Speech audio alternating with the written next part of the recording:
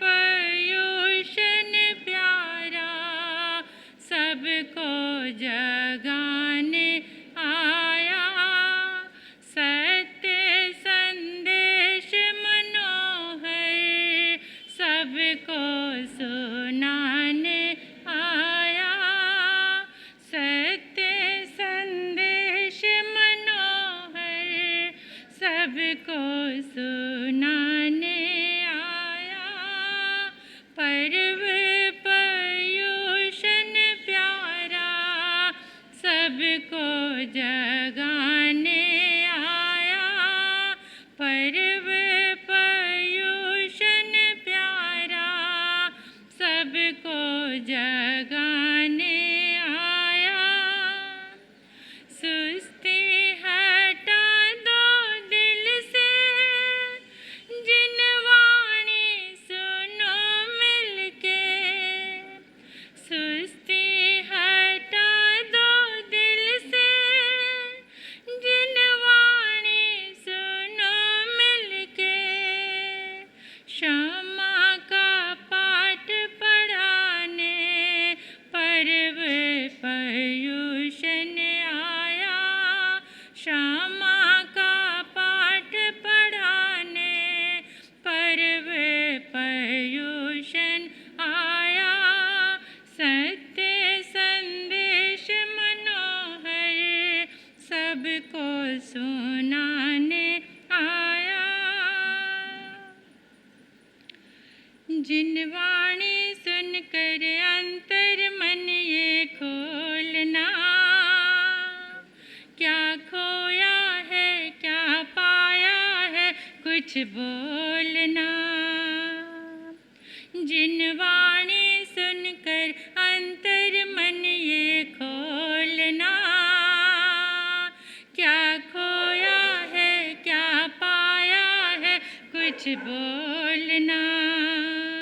अरे खुद ही अपने अंतर मन को टटोलना। टटोलना। जिनवाणी सुनकर अंतर मन ये खोलना। क्या खोया है क्या पाया है कुछ बोलना। दुनिया में सबको लगते ये रिश्ते नाते प्यारे। दुनिया में सबको लगते ये रिश्ते नाते प्यारे। पर देखा जाए तो होते ये रिश्ते खारे। इन रिश्ते नातों में क्यों अटके बोलना। अरे बोलना। हाँ बोलना। जिनवाणी सुनकर अंतर मन ये खोलना। क्या खोया है क्या पाया है कुछ बोलना। धन दौलत खूब कमाई घर बार में यूं ही लुटाई। धन दौलत खूब कमाई घर बार में यूं ही लुटाई। जब अंत समय आया तो तेरा साथ न देगा कोई। जब अंत समय आए तो तेरा साथ न देगा कोई। घर बार के पीछे पागल बन क्यों दौड़ना। हाँ दौड़ना। जिनवाणी सुनकर अंतर मन ये खोलना। क्या खोया है क्या पाया है कुछ बोलना। एक बात कहूँ मैं सच्ची जिनवाणी लगे मुझे अच्छी। एक बात कहूँ मैं सच्ची जिनवाणी लगे मुझे अच्छी। जहाँ होती श्रद्धा भक्ति उसे मिल जाती है मुक्ति। हम सबको एक दिन इस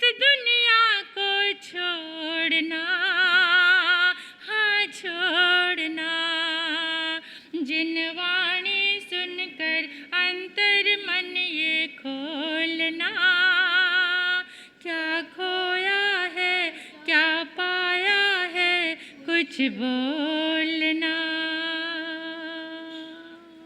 बड़ी श्रद्धा के साथ आगम को आप श्रवण करेंगे। पर्युषण पर्व का ये प्रथम दिन आप सभी के लिए आनंददायी हो, सुखदायी हो, मंगलदायी हो। मुझे तुमने दाता बहुत कुछ दिया है, मुझे तुमने दाता बहुत कुछ दिया है, तेरा शुक्रिया है, तेरा शुक्रिया है। लिया कुछ नहीं बस दिया ही दिया है, लिया कुछ नहीं बस दिया ही दिया है, तेरा शुक्रिया है, तेरा शुक्रिया है। अंधेरे में ज्ञान के दीप जलाए, राहों से मेरी कांटे हटाए, राहों से मेरी कांटे हटाए। कड़ी धूप में तूने साया किया है, कड़ी धूप में तूने साया किया है, तेरा शुक्रिया है, तेरा शुक्रिया है, तेरा शुक्रिया है।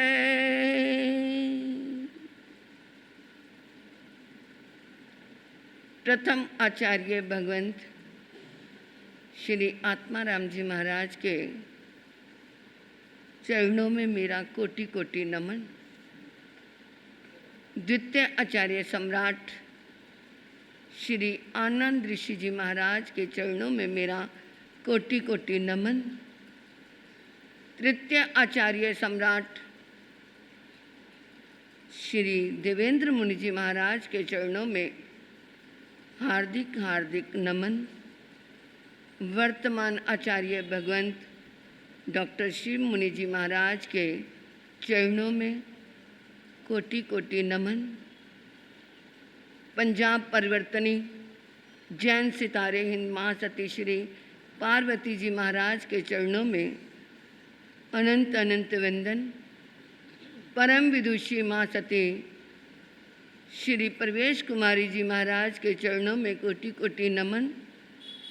मेरे परम श्रद्धा, परम आराध्या, परम पूजनिया तपाचार्या परमार्थ स्वरूपा गुरनी मैया के पावन पुनीत चरणार बिंदों में हृदय की अनंत अनंत आस्था के साथ अनंत अनंत वंदन। धर्म दरबार में आत्म गद्दी में आई भव्य आत्माओं का हार्दिक भव्य अभिनंदन। पर्वाधिराज पर पर्युषण की आपको बहुत बहुत मंगल कामनाएं। पर्व दो तरह के होते हैं, एक लौकिक पर्व होते हैं और एक अलौकिक पर्व होते हैं। लौकिक पर्व में उन पर्वों को मनाने के भी कई कारण होते हैं। कुछ भय के कारण, डर के कारण मनाए जाते हैं, जैसे नाग पंचमी, शीतला माता की पूजा, कि कहीं क्या है अगर हमने इसको नहीं मनाया तो नाग ना आकर के डंक लगा दे। शीतला माता की पूजा ना की तो कहीं बच्चों को माता ना निकल आए, इसलिए ये डर के कारण क्या है पर्व मनाए जाते हैं। और कुछ पर्व लोभ के कारण मनाए जाते हैं, जैसे लक्ष्मी की पूजा दिवाली पे करते हैं, उस समय प्रभु महावीर की आराधना नहीं, राम प्रभु के अयोध्या वापस लौटने की खुशी नहीं, केवल ध्यान कहाँ होता है? जितनी साधना कर लें लक्ष्मी छनाछन क्या करे, बरसती रही। और ये राखी आदि भी आजकल क्या हो गया है, लोभ का विषय बन गया है। जो भाई जितना अमीर होगा उतनी ही बहन उसी रूप में उसके यहाँ जाएगी। और कुछ पर्व मनोरंजन के कारण मनाए जाते हैं, जैसे होली, रंग खेलेंगे मज़ा आएगा, ये क्या है? मनोरंजन के कारण मनाए जाते हैं। और कुछ पर्व गुरु पर्व के रूप में मनाए जाते हैं, जैसे गुरु नानक जयंती, महावीर जयंती, या अपने गुरुओं की जयंती, रामनवमी आदि। ये क्या है? ये जयंती के रूप में, गुरु पर्व के रूप में मनाए जाते हैं। और कुछ पर्व राष्ट्रीय पर्व होते हैं, जैसे 26 जनवरी है, 15 अगस्त है, ये राष्ट्रीय पर्व है। परंतु जो लोकोत्तर पर्व है, जिसमें पर्व पर्यूषण आते हैं, क्रिसमस आता है, ये क्या है, रमजान आते हैं। ठीक है कि उनके करने का अपना ढंग अलग है, वरना भाव तो उनके भी क्या होते हैं, तब के होते हैं। रमजान का मैंने एक बार, छोटी थी मैं, बहुत छोटी, 78 की बात है, कि वहाँ पे मुजफ्फरनगर का जो चमासा था उसके पीछे ही क्या थी, मस्जिद थी। सुबह सुबह वो उनकी आवाज़ें आती थी। पता चला कि दिन भर में वो थूक तक भी अंदर नहीं निकलते, अंदर थूक भी नहीं जाना चाहिए। वो ठीक है, उनका क्या है, ढंग अपना है कि रात को खाना, दिन को नहीं खाना, परंतु क्या है, तप त्याग के अंदर तो उनको भी क्या है, इसका मतलब रुचि है। तो ये लोकोत्तर पर्व होते हैं जिसके अंदर आत्मा के कर्मों को तोड़ने की भावना होती है, निर्जरा करने की, तप त्याग की भावना होती है। तो ये हमारे पर्व राज पर्यूषण क्या है, ये लोकोत्तर पर्व है, जो लौकिक परंपराओं से ऊपर उठ करके किए जाते हैं। इसमें किसी की जयंती नहीं है, इसके पीछे कोई राष्ट्रीयता नहीं है, इसके पीछे कोई भय नहीं है, कोई मनोरंजन नहीं है। इन सबसे अलग केवल त्याग तपस्या का ही ये जप तप की साधना के ये पर्व है। अब ये प्रश्न उठता है कि पर्यूषण क्या है? परि उपसर्ग वस धातु अन प्रत्यय लग गया तो ये पर्यूषण बन गया। परि का मतलब है चारों ओर से सिमट करके अपने आप के समीप बैठना, परि उपशमन, अपने समीप में बैठना, यानी कहीं भी रहो उस टाइम चिंतन यही रहे कि मुझे अपना ध्यान करना है, किसी और का ध्यान नहीं करना। ये परि उपशमन और परिवसन से भी पर्यूषण बना। इसका मतलब है अपने नज़दीक रहना। पर घर फिरत बहुत दिन बीते, पर घर फिरत बहुत दिन बीते। बहुत क्या हो गए, हमारे जन्म मरण हो गए, हम पर घर में ही घूमते रहे। कभी नरक में चले गए, कभी देव में चले गए, कभी त्रियंच में चले गए, कभी मनुष्य बन गए, कभी क्या है त्रियंच चिंद्री बन गए, कभी पानी के जीव बन गए, यानी कि पर घर में ही तो घूमते रहे। उस दिन मैंने कहा था क्या है, सह धर्म और पर धर्म। हम सह धर्म में नहीं आए, हम पर धर्म में ही घूमते रहे। तो अब ये दिन हमें क्या है, अपने घर में आने के दिन है, अपने घर में दिन आने के हैं। कब आओगे अपने घर में, कब आओगे? ये 8 दिन कहते हैं, अब तो आ जाओ अपने घर में। तो ये पर्यूषण पर्व हमें क्या है, अपने पास बुला रहे हैं, अपनी आत्मा में बुला रहे हैं, अंदर तक जाना है हमने। अब ये है कि इन 8 दिनों में ही क्यों मनाए जाते हैं? 3 पूर्णमासी जो हैं वो चौमास्य की उठने की, चौमास्य की बैठने की, और क्या है होली चातुर्मास की पूर्णमासी। 3 पूर्णमासी और चौथे ये पर्यूषण। इन दिनों में जो देव हैं वो नंदीश्वर द्वीप में जाकर के जिन भगवान की आराधना करते हैं, नंदीश्वर द्वीप में। और जब वो नंदीश्वर द्वीप में जाते हैं या आते हैं, आते जाते में देव अवधि ज्ञान से देख ले, सुनने की बात है कि क्या है, किस जगह पर धर्म की उत्कृष्टता हो रही है, किस घर में धर्म की उत्कृष्टता हो रही है, किस भावों से शील पाला जा रहा है, किस भावों से त्याग तपस्या हो रही है, जप हो रहा है। तो वो आते जाते देख करके किसी न किसी समय देव प्रसन्न भी हो जाते हैं। सच्ची बात है, जंडियाला के अंदर माँ सती जी का चतुर्मास चल रहा था। एक बहन के मन में बहुत भावना थी। पहले ये हमारे क्या है, बहुत ज़्यादा आडंबर होते थे, अब तो हमारी बहनें संभल गई, भाई संभल गए हैं, फिर भी अभी कई जगह पे होते हैं। एक बहन ने कहा मैं 28 तो कर लूँ, परंतु घर में इतनी गुंजाइश नहीं कि मैं उसके लिए फिर मेहंदी का कार्यक्रम करूं, या मैं फिर वो गिफ्ट बांटूं, या मैं क्या है प्रभावना करूं। प्रभु कभी तो मेरी भी इच्छा पूरी होगी। वो बहन बताती, महाराज जी मैं सोई हुई थी, तकिए के नीचे आकर के मेरे नोट पड़ गए, अपने आप कहाँ से आए मुझे नहीं पता। तो उसने सुबह उसी दिन ही क्या है जाके माँ सती जी से बात करी, तो उन्होंने कहा तूने 28 की भावना भाई थी, तो ये नंदीश्वर द्वीप में जाते आते देव ने किसी समय तुम्हारी भावना का क्या कर लिया, अवलोकन कर लिया, इसलिए अब तू 28 शुरू कर। तो उसने मास कमन कर दी।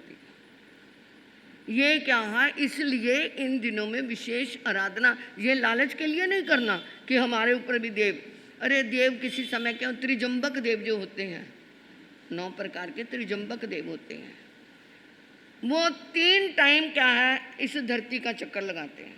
एक सूर्य उदय होने के समय, मतलब सूर्य उदय नहीं हुआ और उस होने से पहले जो समय है, रात्रि का 12 बजे का समय और दोपहर के 12 बजे का समय, वो क्या है 3 चक्कर लगाते हैं और वो देखते हैं कि जो व्यक्ति क्या कर रहा है, कोई सोया हुआ है, कोई पाठ कर रहा है, कोई आराधना कर रहा है, कोई दान कर रहा है, या कोई क्या है गलत काम कर रहा है, यानी भोग विलासों में पड़ा है, या क्या है दुनियावी के धंधों में पड़ा हुआ है। तो वो त्रिजंबक देव क्या देते हैं, एक आशीर्वाद देते हैं, जैसे हो वैसे रहो, जैसे हो वैसे रहो। तो वो जो दान कर रहा है उसका दान बढ़ता जाएगा, जो शील पाल रहा है उसके शील की शक्ति आगे बढ़ती जाएगी, जो तप कर रहा है उसका तप बढ़ता जाएगा, यानी उनका आशीर्वाद है। और जो वो संसार के कामों में है तो उसका संसार के धंधे ही क्या है उसके लिए बन जाएंगे। तो ये त्रिजंबक देव 9 प्रकार के, आन जम का, पान जम का, लेन जम का, शयन जम का, वत जम का, जम का, पुष्पल जम का, ये इस प्रकार के ये 9 प्रकार के देव हैं। तो ये इन दिनों में तो विशेष आएंगे, इसलिए अपना जितना समय है ज़्यादा से ज़्यादा आत्मचिंतन में लगाना। तो ये 8 दिन इसलिए भी रखे गए हैं। और अब ये वर्णन आता है कि ये अंतगढ़, क्योंकि समय हो गया, मुझे थोड़ा विशेष भी करना, भूमिका तो बहुत लंबी चौड़ी है। ये अंतकृत दशांश सूत्र ही इन दिनों में क्यों बांचा जाता है, क्यों बांचा जाता है? अंतगढ़ का पहले क्या है, अंतकृत दशांग। अंतकृत का अर्थ ये है कि जो 3 तरह के केवली होते हैं, एक श्रृंगार केवली होते हैं। जिस समय प्रभु जिन तीर्थंकरों के समो शरण लगते हैं, उस समय देवता आकर के उसको क्या करते हैं, सजाते हैं। और उस समय क्या है, छतर भी डुलाए जाते हैं, चमर भी डुलाए जाते हैं, देव धुंधवियाँ भी बजती हैं, 8 प्रकार के महाप्रतिहार ये होते हैं। उस समय जो क्या है केवली हैं वो श्रृंगार केवली के रूप में कहे जाते हैं। और एक मौन केवली होते हैं। मौन केवली क्या होते हैं, जिस समय तीर्थंकर दीक्षा लेते हैं उस समय वो क्या कर लेते हैं, मौन कर लेते हैं। जब तक उन्हें क्या नहीं होता, केवल ज्ञान नहीं होता, तब तक वो मौन रहते हैं। प्रभु महावीर ने कितनी देर तक मौन रखा, कितनी देर के बाद केवल ज्ञान हुआ? 12.5 वर्ष तक मौन। कितने परिचय आए, किसी को बोल के भी नहीं बता सकते मेरे क्या हो रहा है। 12.5 वर्ष तक यहाँ 1 घंटे का रोज मौन कर लो 8 दिन जब पोजिशनों में। कई बहनें तो हमारी मौन की 28 कर लेती, यानी 28 व्रतों की नहीं, केवल मौन 8 दिन करना। कई 28 के साथ भी मौन करते हैं, वो उत्कृष्ट 28 होती है। तो कम से कम इतना सोच लेना, हमने इन 8 दिनों में 1 घंटे का मौन, तो 1 घंटे का मौन कर लोगे? पक्का? क्यों भाई? एक एक घंटे का मौन इन 8 दिनों के लिए। तो उस समय वो क्या रहते हैं? मौन रहते हैं। जिस समय उनको केवल ज्ञान होता है तो वो पहली क्या देते हैं? अपनी प्रवचन शैली से पहला उद्बोधन देते हैं। तो जितने दिन तक वो मौन रहे उनको क्या कहते हैं? मौन केवली। और तीसरे प्रकार के अंतकृत केवली। अंतकृत किसे कहते हैं? कि जैसे किसी को अब भी केवल ज्ञान हुआ, अब भी इसी सेकंड में, और आ ई ऊ री री 5 अक्षर बोलने में कितना समय लगा? पलक झपकने में जितना समय। इधर से केवल ज्ञान हुआ और उधर से उनको क्या हो जाता है? मोक्ष हो जाता है, सिद्ध गति में चले जाते हैं। तो ये अंतकृत केवली जो है, इनके 90 जनों का वर्णन इस अंतगढ़ दशांग शास्त्र में। अंतगढ़ किसे कहते हैं? हमारे क्या है पंजाब में इसे अंतगढ़ कह देते हैं, वैसे अंतकृत दशांग है। तो अंतगढ़, गढ़ का मतलब क्या होता है? किला। गढ़ का मतलब किला, या गढ़ का मतलब है बहुत बड़ा पहाड़, मतलब गढ़ के गढ़ जमे हुए। तो जिन्होंने अपने कर्मों के किले को फतेह कर लिया, उस पर विजय प्राप्त कर ली, वो उनका वर्णन इस अंतगढ़ दशांग शास्त्र में दिया गया है। इसलिए इसको क्या कहते हैं? अंतगढ़ कहते हैं। और इन दिनों में 8 दिन में ये अंतकृत केवली 90 महापुरुषों का इसमें वर्णन है, और सभी क्या हुए हैं? अंतकृत केवली हुए हैं। अब आपसे कोई पूछे अंतकृत केवली क्या है तो बड़े आराम से आप बता सकते हो कि इधर से केवल ज्ञान, उधर से सिद्ध गति, उधर से मोक्ष। तो इसलिए इन दिनों में ये अंतकृत दशांग क्यों सुनाना शुरू हुआ? क्यों सुनाना शुरू हुआ? कि आनंदपुर नगर में राजा ध्रुवसेन के बेटे की मृत्यु हो गई। राजा बहुत शोक में पड़ गया। जिसका जवान बेटा चल जाए तो शोक हो गई। और जब राजा ही खुश नहीं तो प्रजा भी खुश नहीं। वो प्रजा क्या थी? वफादार थी। नहीं तो आज क्या है? राजा मरता मरने दो, अरे क्या नहीं, खुश तो नासी, हम तो अपने घर में क्या करें, खुशियां मनाएं। परंतु नहीं, वो वफादार प्रजा थी। सारी प्रजा भी क्या हो गई? राजा के साथ शोक मगन हो गई। चैत्यवासी मुनि, पहले चैतालियों में रहते थे, चैत्यवासी मुनि को पता चला तो वो कहते हैं इस तरह ये आर्त ध्यान करते रहेंगे तो और भी कर्मों की क्या होगा? बंद होगा। तो उन्होंने जाकर के राजा को और प्रजा को इकट्ठे करके क्या सुनाना शुरू किया? कल्प शास्त्र सुनाना शुरू कर दिया। कल्प शास्त्र सुनाया, राजा को क्या आई? शांति आई। परंतु क्या हुआ? वो कल्प शास्त्र की परंपरा चल पड़ी। और उन दिनों में क्या था? सनातन धर्म का भी जोर शोर था। लोग क्या करते? कृष्ण जन्माष्टमी में या रामनवमी में या किसी में भी किसी न किसी बहाने से वहाँ पर मंदिरों में प्रसाद बंटने शुरू हो गए, घंटे घड़ियाल बढ़ने शुरू हो गए। ज़्यादा से ज़्यादा क्या होने लगी? आडंबर होने लगे। तो इधर जैनियों ने देखा कि वो क्या है, मंदिरों में इतनी भीड़ है, हमारे यहाँ तो भीड़ होती नहीं। तो उनकी देखा देखी उन्होंने भी क्या करना शुरू कर दिया? कल्याणक मनाने शुरू कर दिए। 5 कल्याणक होते हैं ना तीर्थंकरों के, जन्म कल्याणक, गर्भ कल्याणक, दीक्षा कल्याणक, और ये क्या है कि केवल ज्ञान कल्याणक। तो उन्होंने उन कल्याणकों को मनाना शुरू कर दिया। आज भी मनाते हैं लोग, मंदिरों में मनाते हैं। तो उसमें बहुत प्रभावनाएं करनी शुरू कर दी, खूब क्या है नाच गाने शुरू कर दिए। तो हमारे क्या है, कुछ विद्वानों ने, कुछ संतों ने ये देखा ये तो आडंबर बढ़ता जाएगा। तो उसके लिए उन्होंने शास्त्रों का अवलोकन करके कि ये आडंबर ना बढ़े, तो उन्होंने ये अंतकृत दशांग शास्त्र को इन दिनों में 8 दिनों में सुनाना शुरू किया, जिसमें केवल त्याग त्याग त्याग और तपस्या का ही रूप आता है। कि जिन्होंने बड़े बड़े राजे महाराजाओं ने, राजकुमारियों ने घर बार छोड़ करके क्या ले लिया? संयम ले लिया। इसलिए ये परंपरा अंतगढ़ शास्त्र को शुरू करने की इस तरह से पड़ी। और अब ये क्या है? आज परवाद्रियाज परपोषण का पहला दिन है। पहला दिन हमें क्या कहता है? एगे आया, आत्मा एक है। कहीं पर भी देख लो आत्मा, चाहे वो नरक में देख लो, चाहे देवलोक में देख लो, चाहे तीर्थंकर की आत्मा देख लो, चाहे एक नाली के कीड़े की आत्मा देख लो, आत्मा का रूप वही है।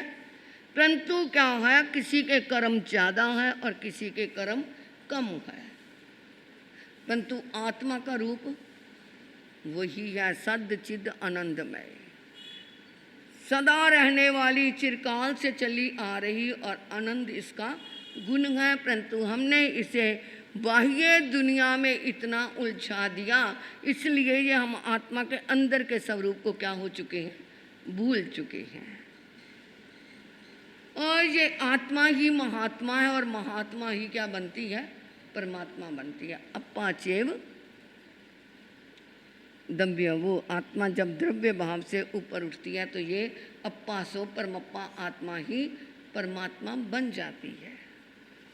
और जो आत्मा सम्यक दृष्टि आत्मा है, एक मिथ्या दृष्टि होती है, एक सम्यक दृष्टि होती है। सम्यक दृष्टि आत्मा कैसे, कि जैसे एक धाये माता, सम्यक दृष्टि जीवड़ा करे कुटुंब प्रतिपाल, अंतर्गत न्यारा रहे जैसे धाये खिलावत बाल। एक धाये माता बच्चे को क्या करती है, उन्होंने सेठानी ने धाये माता को रखा, वो उसको नहलाती है, दुलाती है, कपड़े पहनाती है, यहाँ तक कई बार सेठानी पास में नहीं होती तो अपना दूध भी पिला देती है। फिर भी उससे कोई पूछे ये बेटा किसका, किसका, वो कहेगी क्या कहेगी, सेठानी का, कहेगी मेरा है। तो सब कुछ करने के बाद भी उसकी उसके साथ ममता नहीं जुड़ी। सम्यक दृष्टि जीव आत्मा सब कुछ करे, प्रभु ने मना नहीं किया, गृहस्थी भी पालन करनी पड़ती है, परंतु अंतर्गत न्यारा रहे, अंतर से वो क्या रहे, अलग रहे। तो करते करते भी क्या है, जैसे भरत चक्रवर्ती 6 खंड के मालिक होते हुए भी वो क्या थे, अंतर से अलग थे। तो ये पहला क्या है, परमपयुषण हमें आत्मा का संदेश दे रहा है। अब ये हम परमपयुषण की आराधना के लिए ये अंतकृत दशांग का प्रारंभ करने वाले हैं। तो सब जने एक बार मेरे साथ बोलो, अखा मीच के समाधियाँ लालो, अखा मीच के के वाणी सुनो वीर प्रभु दी, के वाणी सुनो अखा मीच के, हाथ जोड़ के तो शीश झुका लो, हाथ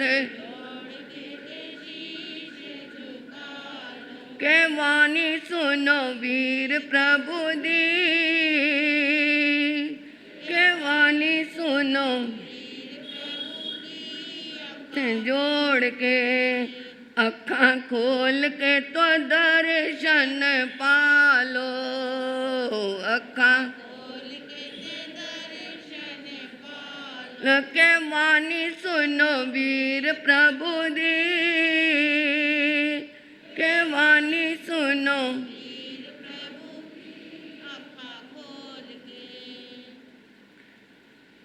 ये जिन वाणी प्रभु के मुखारविंद से निकली हुई वाणी, अपने आप को ऐसे समझो कि मैं भी और आप भी, कि प्रभु महावीर की वाणी खिल रही है। हमने उसको आत्मसात करना है। मूल पढ़ूंगी, बेशक आपको वो मूल समझ नहीं आएगा, बाद में उसकी व्याख्या भी करेंगे, परंतु उस समय ये सोचना धन्य भाग है, आज का दिन मेरे लिए धन्य है कि मुझे प्रभु महावीर के मुख से निकली हुई वाणी पान करने का मौका मिल रहा है। जैसे आप दवाई खाते हैं, कैप्सूल खाते हैं, तो आपको विश्वास है कि मेरी बीमारी क्या होगी, ठीक होगी। इसी तरह ही ये हमारे कर्मों की बीमारी को ठीक करने के लिए ये क्या है, ये हमारे लिए कर्म निर्जरा का, कर्म तोड़ने का एक अचूक दवाई है। वो दवाई तो असर करे ना करे, उसका साइड इफ़ेक्ट भी हो सकता है, परंतु इस दवाई का साइड इफ़ेक्ट नहीं है। किसी को सांप डस लेता है, सपेरे को बुलाते हैं और वो मंत्र पढ़ता है और वो जहर उतरता है। इसी तरह ही ये जिन वाणी है हमारी, ये भी गारुड़ी वाणी है जो हमारे कर्मों की जहर को क्या करेगी, दूर करेगी। तो हाथ जोड़ करके पहला वर्ग तेनंग कालेनंग तेनंग सम्मेनंग चंपा नामंग नैरी होता बन्नाओ तत्थंग चंपाए नैरिय उत्तर पूर्त में दिशिबाई इतना पुनबद्रे नामंग चाहिए होता वन सड्डे बनाओ तीसरन चंपाए नैरिय कुनिय नामंग राया होता है मैया हिमंत बनाओ तेनंग कालेन तेनंग सम्मेन अज स्वामे तेरे जा पंचे अनगार सनहीन सद्दी संप्रविडे पुआन पुमीचर माने गामन गम वैज माने सोन सेन वेर माने जनेब चंपा नैरे जनेब पुनबद्दे चाहिए तनेव समसरिय परिस्या निज्ञा जा परिस्या पड़ गया तेनंग कालेनंग तेनंग सम्मेनंग आज सोमस अंते वासी अंजु जाब आज जम्बू चाप पचवास माने एवं व्यासी जैनंग बनते समनेनंग भगव्या महावीरन आयग्रेनंग जाओ संपत्तेनंग सत्म संग संग दसानंग ए मट्टे पनत्ते अठमसनंग बनते अंगस अंतगढ़ दसानंग समनेनंग जा संपत्तेनंग के अट्ठे पनत्ते तेनंग कालेनंग तेनंग सम्मेनंग। उस काल और उस समय में, उस काल कौन से, पंचम आर्य के शुरू में और समय श्री प्रभु महावीर के समय में आर्य सुधर्मा स्वामी का समय और चंपा नाम की नगरी थी। चंपा नामक नैर्य होता, चंपा नाम की नगरी थी, बड़ी सुंदर मनोहारी। और वो क्या है, उस नगरी के उत्तर और पूर्व दिशा में यानी ईशान कोण में, उत्तर और पूर्व दिशा का कोना जो होता है ईशान कोण होता है, उसमें पूर्णभद्र नाम का एक मनोहर उपवन था। उस चंपा नगरी में कौनिक नाम का राजा राज्य करता था। चंपा नगरी किसने बसाई थी, मैंने एक बार बताया था। चंपा नगरी कौनिक के द्वारा बसाई गई थी, राजगृही का रहने वाला था। परंतु जब पिता की उसके माध्यम से क्या हो गई, मृत्यु हो गई, तो उसका मन राजगृही में नहीं लगा, तो उसने फिर नई चंपा नगरी बसाई थी। तो वो क्या हुआ, चंपा नगरी में वो कौनिक राजा था, राज्य संचालन कर रहा था कि आर्य सुधर्मा स्वामी 500 शिष्यों, उनके 500 शिष्य थे। ये जरूरी नहीं कि 500 के 500 उनके साथ थे, परंतु वो 500 उनके शिष्य थे। तो वो निर्मानुसार एक ग्राम से दूसरे ग्राम विचरण करते हुए चंपा नगरी के उस पूर्णभद्र उद्यान में पधारे। जनता पदार्पण पे आई और आर्य सुधर्मा स्वामी ने उनको धर्म की विवेचना की। जनता अपने घरों को लौट गई। उसी समय आर्य सुधर्मा स्वामी के पास उनके शिष्य आर्य जम्बू स्वामी आए, विनय पूर्वक आकर के प्रार्थना की। ये नहीं वहीं बैठे बैठे गुरुजी ये कैसे है, उसको वो पढ़ाई उसकी टिकती नहीं है।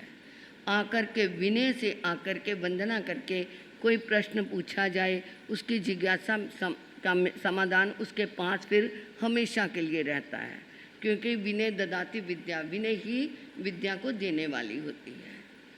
तो वो आए और आकर के उन्होंने बहुत विनय से, अत्यंत विनय के भावों से क्या कहा, प्रभु धर्म का उत्थान करने वाले प्रभु महावीर स्वामी ने जो मोक्ष में चले गए हैं, उन्होंने 7वें अंग उपासक दशांग का जो वर्णन किया वो मैंने आपके माध्यम से, आपके मुखारविंद से मैंने सुन लिया।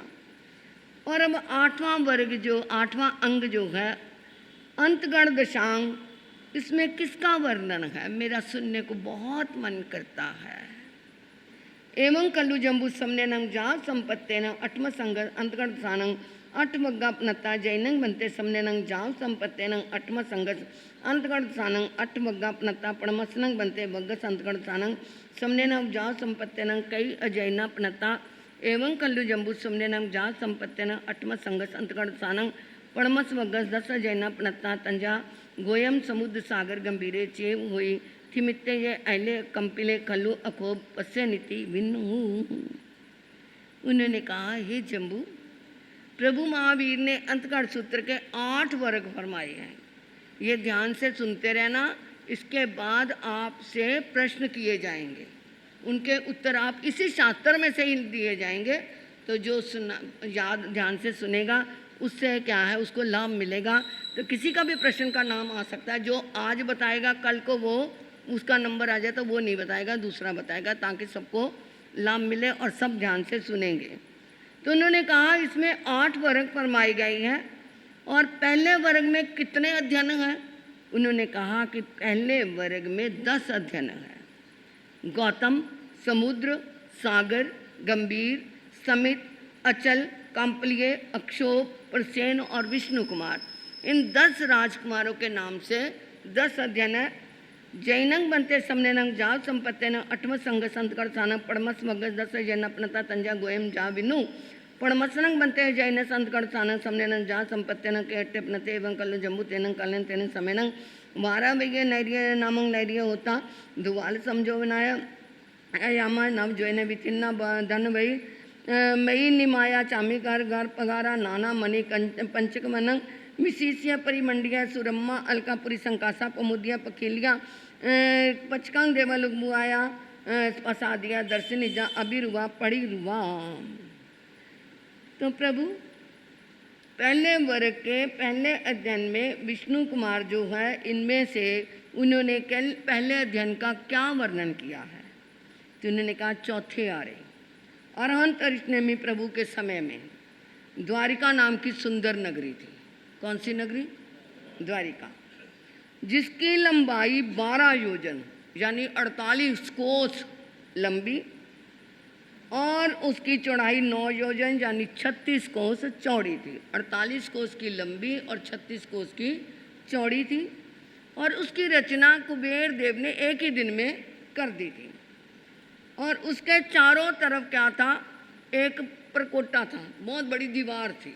परकोटा यानी चारों तरफ जैसे हम कहते हैं ना बाउंड्री वॉल, वो बनी हुई थी। तो उसके ऊपर 5 तरह के रत्न, उसके ऊपर कंगूरे बने हुए थे, किनारे बने थे। उसके ऊपर क्या है, वो कंगूरे किसके थे? 5 प्रकार के रत्नों के बने हुए थे।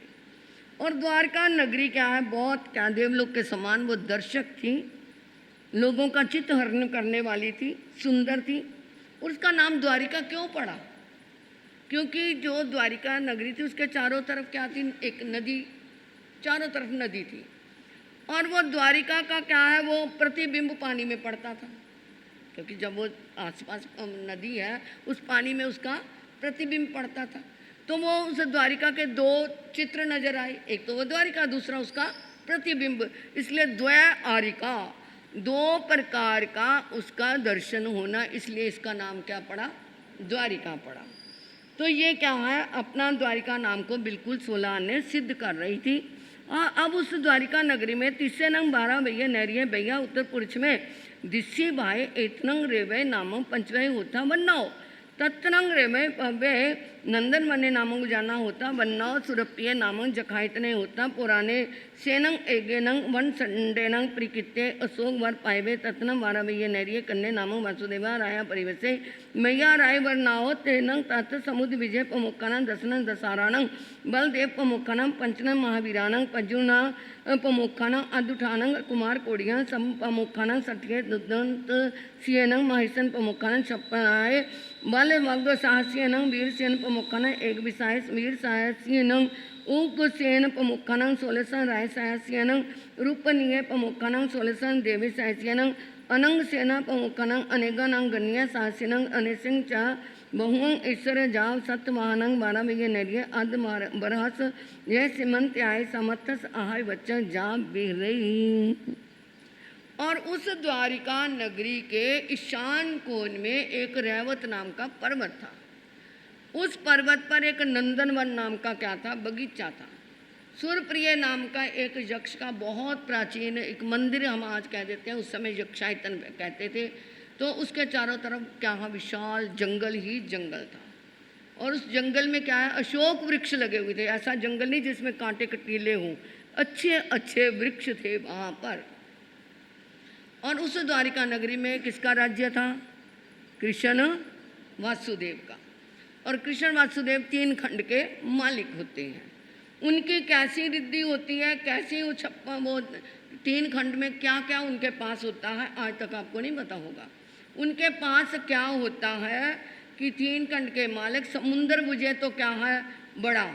और उसके साथ की समता रखने वाले 10 तो उनके पास राजा, और बलदेव आदि 5 उनके पास महावीर पुरुष, प्रदुम्न आदि 3.5 करोड़ क्या होते थे? कमार। बड़ा प्रदुम्न मुखिया, और उस जैसे ही क्या है 3.5 करोड़ क्या होते थे? कुमार होते। महासेन आदि 56,000 साहसिक योद्धा होते। कितनी बड़ी रिद्धि है उनके पास। और वीरसेन आदि 21,000 वीर पुरुष, उग्रसेन आदि 16,000 मांडलिक राजा और रुक्मिणी प्रमुखा और 16,000 कृष्ण महाराज की रानियां थी। इस तरह क्या है, अनेक धनाढ़ सेठ साहूकार आदि निवास करते थे। ऐसी महारिद्धि वाली द्वारिका नगरी में कृष्ण वासुदेव का अर्ध भारत राज्य तक उनका क्या था, 3 खंड का राज्य था। तत्नंग 12 नैरिय अंधक वनी नामक राया परिवसे मैया हेमंत बन्नाओ तस्ना अंधक वने से रन्नो धारिणी नामक देवी होता बन्नाओ तत्नंद राजनी देवी अन्या क्या नंसी तांसी सैनी जंसी एवं जहाँ मबले सुमने बंदे सन कहना जमंग बाल तनंग कलायो जोबन पानी गहना कतरा साय बोगाय नवरंग बोयम नामे नंग 8 नंग राय वर कनानंग एक दिवसे नंग पानी गहना में थी 28 दाऊ। उस द्वारिका नगरी में एक अंधक वृष्णि नामक का क्या रहता था, जगीरदार रहता था।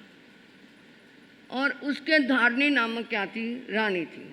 एक दिन वो सो रही थी, रात्रि का पिछला समय यानी 4 बजे के लगभग का समय, उसे एक सपन दिखाई दिया कि एक क्या है, शेर आ रहा है और वो मेरे पास ही आ रहा है। तो वो जाग गई। वो कहते अच्छा सपन देखो तो दोबारा सोना नहीं चाहिए, उसका चिंतन करो तो सपन पूरा हो जाता है। और पहली रात समय में मतलब पहले पहर में सपन आए तो उसका कोई ऐसा फल नहीं होता। वो तो तुम्हारे दिन के जो संस्कार हमारे सब कॉन्शियस माइंड में होते हैं वो ऐसे ही दिखाई दे जाता है। तो जो सपन है जो तुम्हें आए वो किसी ऐरे गहरे को नहीं सुनाना चाहिए, उसका फल निष्ठ हो जाता है। एक बार एक भाई ने अपने सपन में देखा, मैंने 7 समुद्रों का पानी पी लिया, मैंने 7 समुद्रों का पानी पी लिया। उसने अपनी पत्नी को कहा आज मैंने बड़ा अजीब सपना देखा। क्या देखा? मैंने 7 समुद्रों का पानी पी लिया। तो पत्नी क्या कहती, इतना पानी पी लिया तुम्हारा पेट नहीं फटा? वो कहता मुझे ये तो पता नहीं, मैंने पिया है। फिर वो क्या है, ज्योतिषी के पास चला गया, स्वप्न का जानकर था। उसको जाके कहते मेरे स्वप्न का फल बताओ, मैंने ऐसे 7 समुद्रों का अजीब स्वप्न कैसे देख लिया। वो कहते ये पहले तो नहीं किसी को बताया। कहते मैंने अपनी पत्नी को बताया। तो उसने क्या कहा कि उसने कहा तुम्हारा इतना पानी पीने पर भी तुम्हारा पेट नहीं फटा। कहते जिस 7 दिन के अंदर तुम्हें राजा बनना था, अब 7 दिन के बाद तुम्हारी क्या हो जाएगी। इसलिए स्वप्न देखो किसी जानकार को या किसी गुरु को बताना चाहिए, ऐसे अरे गहरे को नहीं बताना चाहिए। तो वो क्या है, धारणी माता ने भी क्या देखा, स्वप्न देखा, बड़ी प्रसन्न हुई और अपने क्या है पति देव को बताया। उन्होंने क्या स्वप्न दृष्टा पाठकों को बुला करके उनसे पूछा तो उन्होंने कहा ये एक क्या है अच्छे पुत्र को जन्म देगी। अब वो समय अनुसार गर्भवती हुई और समय अनुसार बेटे को जन्म दिया। उसका नाम गौतम कुमार रखा। जवानी आई, 8 कन्याओं के साथ क्या हो गई, शादी हो गई। और वधू पक्ष की तरफ से मतलब बेटे के ससुराल की तरफ से 8 करोड़ का दहेज आया। आप कहोगे बड़े मजे है उस टाइम, 8-8 करोड़ के दहेज और फिर 8-8 क्या है राजकुमारियाँ। अरे आजकल तो क्या है एक भी नहीं संभाली जाती है, एक भी अपना कहना नहीं मानती। परंतु वो सारी क्या थे, सुलभ बुद्धि आत्माएं थी। सुलभ बुद्धि आत्माएं थी, उनको क्या है उन 8 से मतलब नहीं था।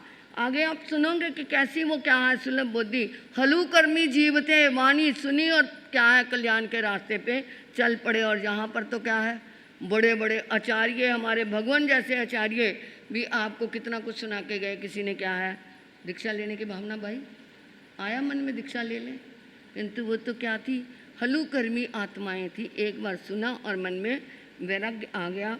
तेनंग कालेनंग तेनंग समयनंग अरा रिटने में आइग्रे जा बेरे चौबिया देवा आ गया कन्ने भी निग गए तत्ने से गोयमस कुमार से जहाँ में तहा निग्गय दमं सोचा निसम जंग नवरंग देवानुप्यामा पीर पच्छामी देवानुप्रिय अंत्य पव्यामी एवं जाम ये जाम अनगारे जाम एरिया समय जाम इनमें निगंतंग पवेनं पुरो कामों बेहरे तत्न से गोय में अनगारे अन्या क्या अरोरिटने में तहार हुए नंग थेरा नंग अंत्य मा समाई मायायंग एकार संगाया अहिजिता बहुंग चौथो जाम अपनंग भाई माने वीरे तेनंग अरारिटने में अन्या क्या है पारा वियो नैरियो नंदन वन्नाओ उज्जानाओ पंडित भैया जन वह विहारम भी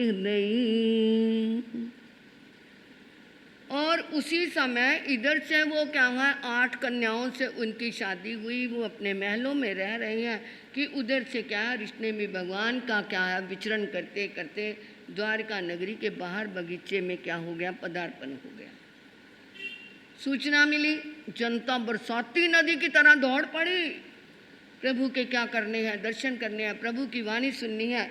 भवनपति वानवेंतर ज्योतिष विमानवासी देवता भी वहाँ पर प्रभु के दर्शन करने के लिए आए। और इधर से क्या है कृष्ण महाराज भी आए और गौतम कुमार को सूचना मिली, वो भी अपने वहाँ से प्रभु के दर्शन सुनने के लिए करने के लिए वाणी सुनने के लिए उनके चरणों में पहुँचे। प्रभु ने वाणी सुनाई, अब वो वाणी सुनाई तो उनको गौतम सारे तो चलेंगे, गौतम कुमार वहाँ पे खड़ा रहा और उसने कहा प्रभु आपकी ये जिन कल्याणी वाणी मेरे हृदय के अंदर मेरे रोम रोम में समा गई, अब मेरा घर जाने को मन नहीं करता। 8 क्या है पत्नियां जो क्या है एकदम न्यू मैरिड है वो, और उन 8 कन्याओं को छोड़ करके उन अपनी पत्नियों को छोड़ करके कोई मन में ख्याल नहीं प्रभु मेरा घर जाने को मन नहीं करता, परंतु आज्ञा के बिना तो मैं तुम्हें यहाँ रख नहीं सकता। मैं अभी जाता हूँ और घर वालों से आज्ञा लेकर के मैं आपके चरणों में आपका दास बन करके रहना चाहता हूँ। वो वहाँ से घर आए, माता पिता से आज्ञा मांगी। माता पिता ने बहुत समझाया बेटा इनका क्या बनेगा जो 8 तेरे पीछे लगी हैं, तो इनको अपना कल्याण करना तो ये भी अपना सोच लेंगी, परंतु मुझे क्या है अब देरी नहीं करनी। बहुत समझाया नहीं माने तो माँ बाप ने उनका क्या है बड़े समारोह के साथ उनको क्या दे दी, दीक्षा दे दी। अब वो साधु बन गए और 5 स्मृति 3 गुप्ती 9 बड़ा ब्रह्मचार्य का पालन करते हुए वह वो प्रभु के चरणों में साधु बनकर विचरण करते हुए तो उन्होंने स्थविर मुनियों से समायिक से लेकर के 11 अंक पर्यंत ज्ञान संपादन किया। उपवास से लेकर के अनेक प्रकार की क्या है तपस्याएं की, आत्मा आनंद में लीन रहने लगे।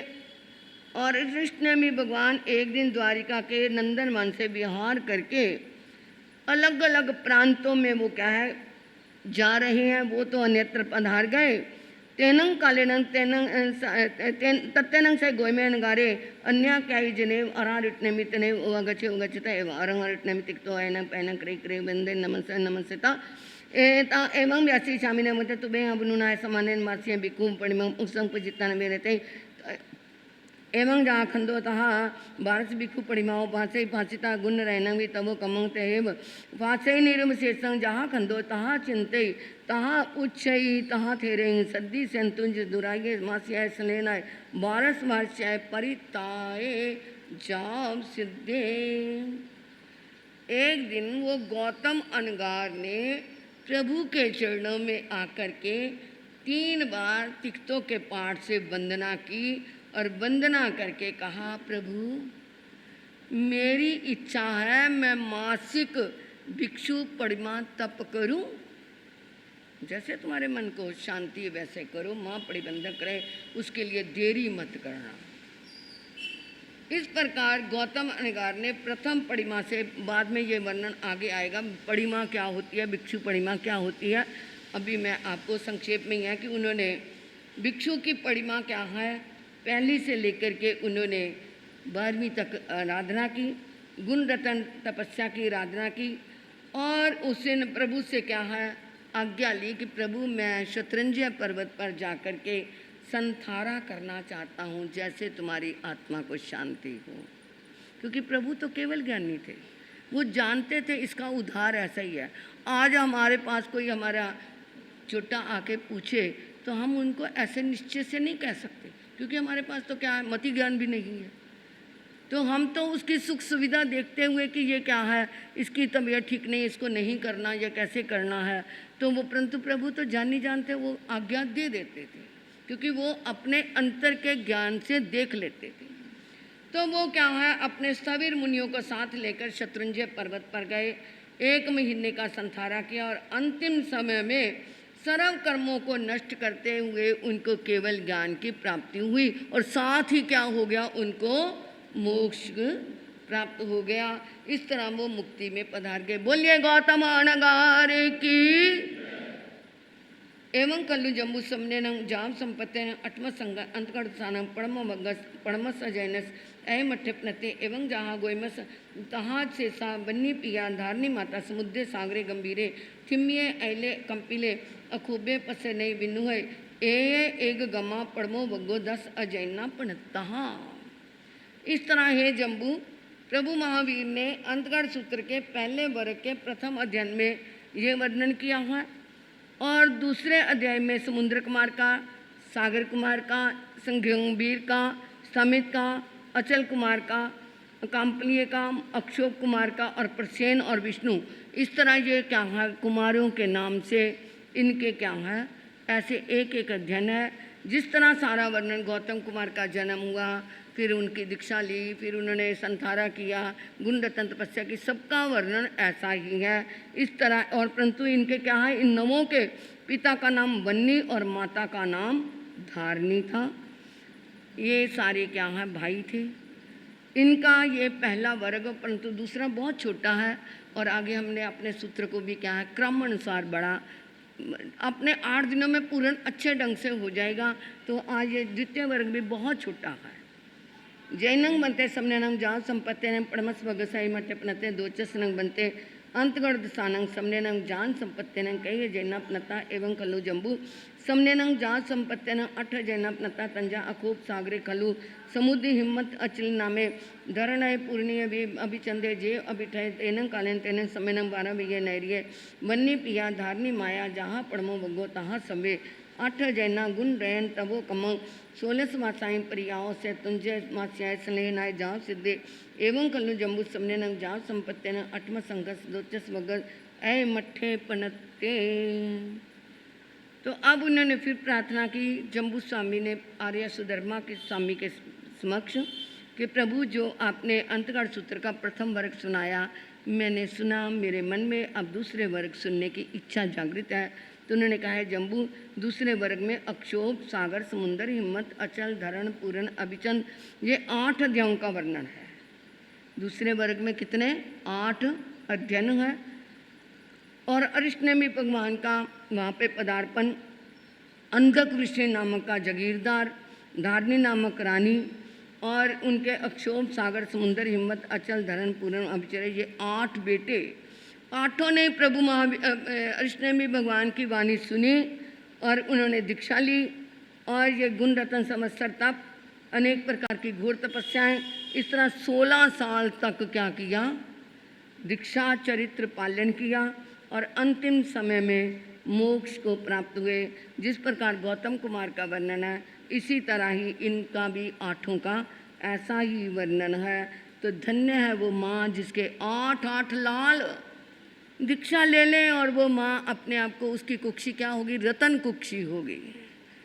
नमस्तुभ्यं रतन कुक्षी माता को, ऐसी माता को भी क्या है, हम नमस्कार करते हैं जिसने ऐसे लालों को जन्म दिया। एक बार वाणी सुनी और वो क्या हो गए, संसार के मार्ग से अलग हो गए। तो ये हमारा ये क्या है, 2 वर्ग हमारे पूर्ण हुए। अभी मुक्ता जी महाराज भी आपको सुनाएंगे एक अलग विषय, उनका रोज चला करेगा। अब ये शास्त्र पढ़ते समय, सुनाते समय कोई भी हमारे से अविनाश यातना हुई हो तो उसके लिए एक पाठ पढ़ना है आपको। आगमे तिव्य पनते तंजा सत्ता गमे अत्था गमे तदुव्यागमे एवं श्री ज्ञान के विषय जो कतिचार लगते मैं लूँ जंग वाई दंग बच्चा मेलियों ही नकरान चक्राम पहने विनयन जोगनी गोसने सुठुदनो दिट्टु पृछंग अकाले कौ सजाओ काले ना कौ सजाओ असजाइयाँ सजाइयाँ सजाइयाँ ना सजाइयाँ जो मैं शास्त्र अय्यार को तस्मिच्छामि दुक्कडम, जे मैं शास्त्र अय्यार को तस्मिच्छामि दुक्कडम, जे मैं शास्त्र अय्यार को तस्मिच्छामि दुक्कडम। शास्त्र पढ़ते समय, सुनाते समय, बोलते समय मन से, वचन से, काया से कोई भी अभिनय साधना हुई हो, उसके लिए मैं तस्मिच्छामि दुक्कडम करती हूँ। तो ऐसे ही जैसे आप आज आए हो, कल भी ऐसे आना। कल को तीसरा वर्ग जो शुरू होगा उसमें बहुत अच्छा रुचिकर वर्णन आएगा। हमारी माताएं तो उसको इतनी रुचि से सुनेगी, क्योंकि जिन्होंने बच्चों को जन्म दिया है उनका क्या होता है, एक अलग ही वात्सल्य होता है। वात्सल्य और प्रेम में अंतर होता है। प्रेम बाह्य, प्यार बाह्य होता है, परंतु वात्सल्य जो होता है वो अंदर का होता है। प्रभु महावीर के पैर में चंड कौशिक ने डंक मारा तो क्या निकला? दूध निकला। सभी ये कहते दूध निकला। क्या प्रभु के अंदर दूध की डरी लगी हुई थी? ये कहने को है दूध निकला, दूध नहीं निकला। प्रभु महावीर के अंदर जन प्राणी के प्रति वात्सल्य भाव था। वात्सल्य भाव में क्या होती है? करुणा और मैत्री होती है। तो वो वात्सल्य इतना था, करुणा मैत्री इतनी थी कि वो दूध के जो श्वेत रकत कण है वो ज़्यादा होते हैं, इसलिए दूध का रंग क्या था? सफ़ेद था। दूध नहीं निकला, निकला तो खून ही था, परंतु वह श्वेत रकत कण ज़्यादा थे, इसलिए दूध क्या था? वो दूध नहीं था, खून का रंग ही सफ़ेद था। पता चल गया? आगे से ये मत कहना दूध निकला। ये क्या निकला? वो वात्सल्य इतना था। प्रत्येक प्राणी के प्रति उनके दिल में क्या था? एक वात्सल्य होता है, और वो वात्सल्य के अंदर कर्म बंधन नहीं होते, बल्कि कर्म निर्जरा होती है। माँ के दिल में भी अपने बच्चे के लिए क्या कोई स्वार्थ नहीं होता, इसलिए वो वात्सल्य से भरी होती है। कहीं से भी काटो तो माँ के क्या निकलेगा? खून निकलेगा, परंतु बच्चा क्या है? माँ के क्या है? दूध पीता है, तो वो स्तन से क्या निकलता है? दूध निकलता है, क्योंकि वो वात्सल्य से उभरी होती है। एक पशु को भी जब आप दूध निकालते हैं तो पहले क्या करते हैं? उसको वो पानी लगा लगा के पहले उसे बसमाते हैं, क्या बोलते हैं? मैं छोटे होते तो याद था, मुझे याद कि वो पहले उसको क्या करते हैं तो ताकि उसका दूध उतर जाए, और फिर क्या है, उसके बछड़े को उसका दूध पिलाते हैं ताकि उसका दूध उतर जाए, क्योंकि उसके अंदर वात्सल्य आएगा। एक पशु के अंदर भी वात्सल्य होता है अपने बच्चे के प्रति। तो वो जो ही बछड़ा दूध पीता है तो वो एकदम झरझर के दूध निकलता है। एक पशु के अंदर भी वात्सल्य होता है। तो ये क्या है? वात्सल्य प्रभु के अंदर इतना था। ये वात्सल्य में प्राणी है जिन्होंने क्या है, प्रभु की वाणी को सुन करके वो जन जन के प्रिय बन गए। आगे कैसा तीसरे वर्ग में आएगा? मैं कह रही थी कि कल का वर्णन तो माता को पता लगेगा कि उनके अंदर कैसा वात्सल्य है। देवकी माता का कैसा वात्सल्य था। आप सब क्या है, आना और आएंगे तो सुनेंगे। अब साध्वी मुक्ता जी अपना उद्बोधन देंगे। एक संदेश दे दूं मैं, ये पॉल्यूशन हम एक संदेश देने आए हैं। जर्मन के अंदर अब लोगों ने क्या कर दिया है? सीमित क्या अपनी इच्छाएं कर ली हैं।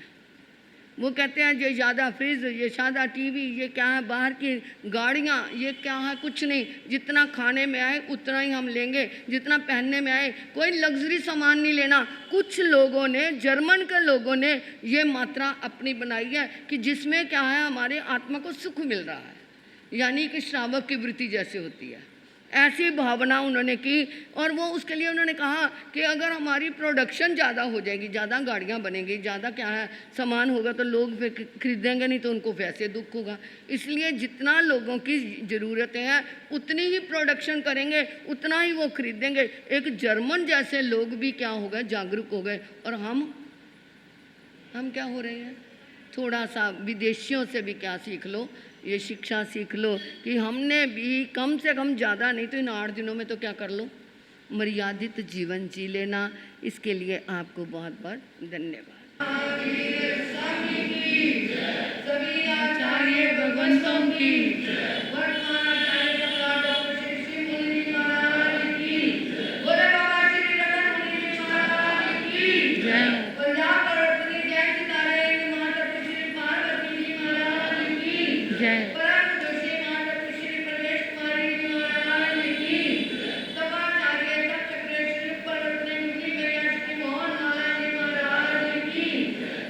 के